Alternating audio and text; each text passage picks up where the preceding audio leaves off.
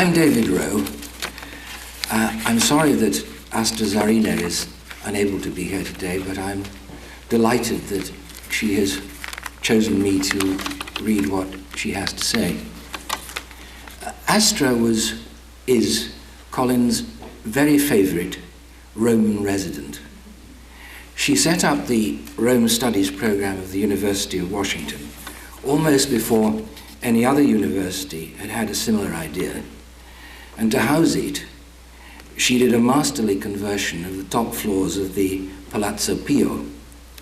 The roof terrace there, overlooking the Campo dei Fiori, was a very special spot for Colin.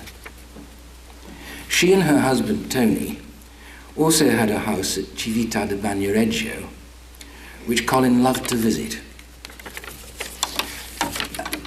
She writes, "Italy, architecture and Colin are inseparable from my personal history. I want to share some of the episodes that might contribute to a Colin documentary. First, the 60s. An American Academy event at the Villa Aurelia. Somebody gives a talk followed by a reception during which I meet for the first time Colin. Dark grey hair and matching suit, debonair, charming. He invites me to visit next day some sites outside Rome that interest him, but we never get round to it. The 70s. Some time passes before seeing Colin again. It happens when I'm invited to teach a term at Cornell, and Colin comes to all my studio reviews. I also give a lecture on Civita de Bagnoregio, a prodigious paradox. Colin offers me a post-factum critique on public speaking. I've been trying to follow his suggestions ever since. I learn Colin himself is a proof of what he preaches. The high point of the week at Cornell was his Wednesday noon lectures. It seems that half Cornell is there, munching their sandwiches. Years later, when I see or think about Piero della Francesca or Giulio Romano, I remember Colin's lectures and what they made many of us see and think about. Another memory of my stay at Cornell is a small, splendid dinner party Colin gives in the library of his Ithaca house. The library, as the rest of the house, has been elegantly restored. I'm told when asked that the rather Miesian detailing, which was there, Colin replies, "It's because it's not finished yet." The counterpart to the spare white ambiance are the tall, rich, decadent candelabra placed in a row in the middle of the table, normally used for looking at books, but now an essential surface for a symposium. The contrast and the combination of the spare and the sumptuous has been an inspiration ever since. Finally, the 80s and early 90s. During these decades, Colin is much present in Italy.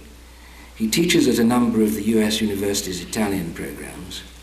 He inaugurates Cornell's first Roman seat at the Palazzo Massimo with a speech which refers to Giulio Romano, Mackintosh, and the Chicago School. I overhear comments by Rome-based historians of some renown. They're shocked by Colin's transgression of temporal borders. During these years, Colin visits us quite often at Civita de Bagnoregio, sitting under a pergola designed by Tony, according to Palladian principles. Colin comments on the series of other pergolas in neighbouring gardens. He recognises the beauty of continuity and coherence in spatial composition, as opposed to the still persistent practice of treating architecture as an isolated object. For a period during the late 80s and early 90s, Colin resides at one of the Palazzo Pio apartments next door to us. He comes often to have lunch and watches the news, which report on one of the innumerable murders having taken place in the lugubrious outskirts which all Italian towns seem to have. Comfortable in a housecoat and sipping white wine, Colin comments curtly, What do they expect if they built streets like that? While Colin is still in residence at the PO, my teaching assistant sees him gesturing towards the wall of an adjacent apartment occupied by a professor in landscape architecture, a Scotsman who dislikes Italianate gardens. "Colin, what are you doing?" he asks. "I'm sending death rays," says Colin.